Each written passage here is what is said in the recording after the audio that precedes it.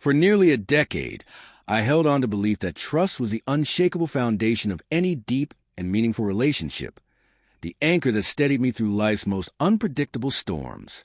Yet, the truth I learned is that trust, even the kind that feels invincible, is delicate and can fracture quietly, almost invisibly, until one day you find yourself surrounded by ruins, wondering when the first cracks ever began. Sarah was my world.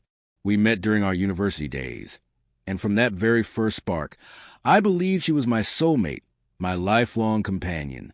Together, we dreamed big, built a home filled with laughter, and raised two beautiful children. Our life was far from perfect, but it was ours, something I cherished deeply. Then, slowly, the subtle shifts began.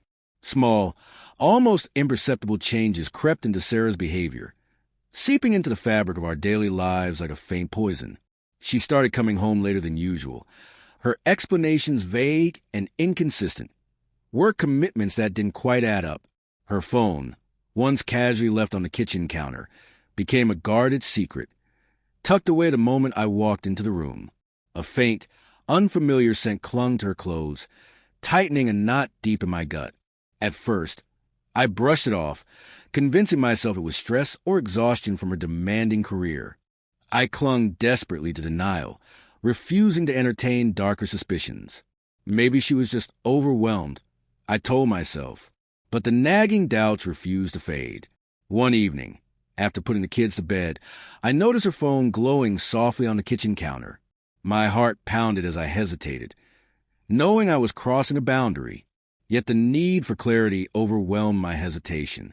A quick glance at the screen revealed messages from a man I didn't know, words warm, flirtatious, dripping with intimacy, photos exchanged, plans for secret meetings. Suddenly, I was thrust into a hidden world, blind to it until now. My mind raced. How long had this been going on? How could she betray us like this? Fury surged, but I forced myself to stay calm. Confronting her without knowing the full truth felt reckless. I needed to understand before reacting. Over the following days, I became a silent observer. I tracked her comings and goings, noted hushed phone calls, watched the way her fingers danced across her screen whenever she thought I wasn't looking. She never suspected I had uncovered her secret. Then came the night she told me she was meeting friends for dinner. I said I'd be at the office, but stayed home instead, waiting in the shadows of the living room. When she returned, her eyes flickered with surprise and a fleeting hint of guilt. I held her phone up, the screen exposing the truth she tried so hard to hide. "Who is he?" I asked softly, my voice barely above a whisper. Her face drained of color. She stumbled over her words before confession poured out, her voice trembling with regret. "It wasn't meant to happen," she said, remorse thick in every syllable. "I never wanted to hurt you." She spoke of feeling invisible, lost in the dull monotony of our routine, the distance that had grown between us while I was consumed by work and fatherhood. What began as harmless messages, a fleeting escape, had spiraled into something far deeper. Secret meetings, stolen moments, a bond she hadn't anticipated. Each word cut to me like a knife. Yet beneath the pain, there was a strange relief. The truth was finally out, and the heavy burden I had carried alone was shared at last. "How long?" I asked, steady despite the chaos raging inside. She looked away, tears streaming silently down her cheeks. "Nearly 6 months," she murmured, a half-year betrayal unfolding beneath our very roof. Her admission triggered a flood of memories. Missed dinners, vague excuses, the quiet chill settling into our nights. How had I missed the signs? I was a storm of conflicting emotions, anger, heartbreak, confusion. Was this the end of everything we had built? Could anything survive this wreckage? Sarah begged for a chance to repair what she had broken, suggesting therapy, pleading for forgiveness. I didn't answer immediately. I sat in silence, wrestling with the weight of her betrayal. Our home, once vibrant with the warmth of family, the children's laughter, the clatter of dishes, the hum of shared moments, felt oppressively quiet. I sat on the couch, her phone still in my hand, its cold glow a stark reminder of the hidden life she had led. I stood at a crossroads, torn between stepping into the unknown pulling away, or try to bridge the growing chasm between us. I thought of our children, blissfully unaware of the fracture in their world. Would they ever see their mother the same way again? Could I ever look at her without feeling the sting of betrayal? That night, sleep eluded me.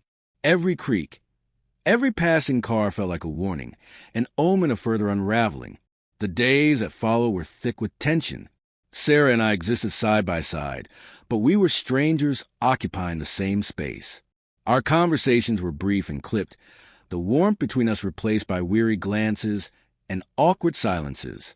She apologized, tried to explain her loneliness, but her words felt hollow, heavy with guilt. I wanted to unleash the storm inside me, to scream my anger into the void, but I held it tight, wearing a calm exterior while chaos churned within. The kids noticed the change. Their laughter grew softer. Their questions about their mother's mood met only with vague reassurances. I wondered if I was protecting them, or merely delaying the inevitable moment when they would face the truth. One afternoon, I found Sarah alone in the backyard, staring into the distance as if searching for something lost forever. I sat beside her, the silence thick with unspoken pain. "Why?" I asked quietly. "Why did you let it happen?" Her eyes shimmered with tears. "I felt like I was disappearing," she said, voice trembling. "Like I was just part of the routine, the kids, work. I needed to feel seen, to feel alive." Her words stung deeply, revealing not only her betrayal, but the slow erosion of the bond between us. I realized then this was never just about the affair.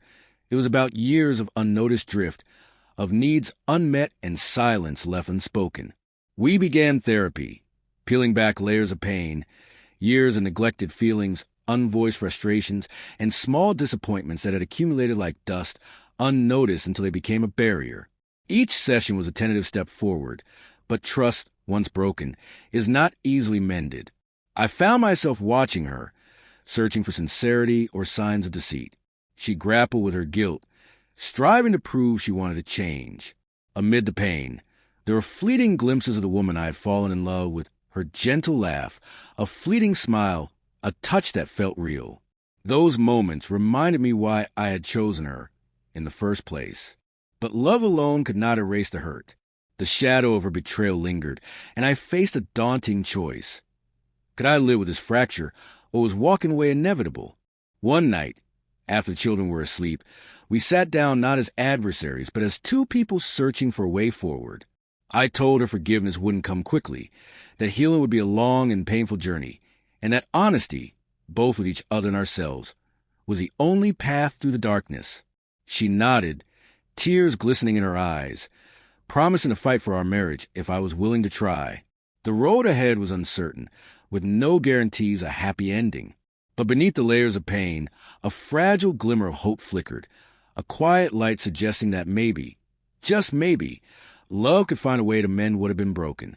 Sarah didn't know I had uncovered her secret until that night. That painful confrontation gave us a chance to face the truth together and decide what kind of future we wanted. Sometimes the most painful moments carve the path for the strongest new beginnings.